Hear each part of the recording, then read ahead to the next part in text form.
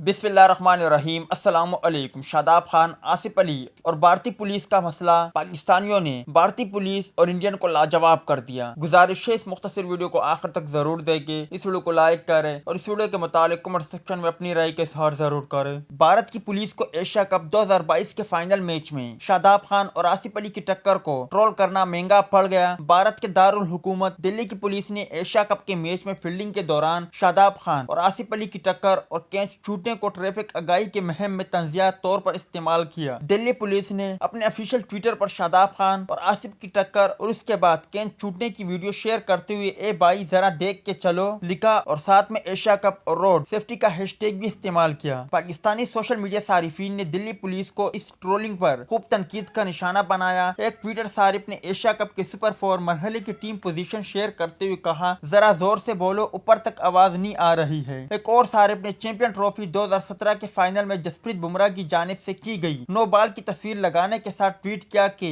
बिल्कुल देख कर चलो और लाइन क्रॉस ना करो क्योंकि ये महंगा पड़ सकता है। इसके अलावा कई पाकिस्तानियों ने भारतीय पुलिस को शदीद तनकीद का निशाना बनाया। आप इस पर क्या कहेंगे, लाजमी तौर पर बताएं।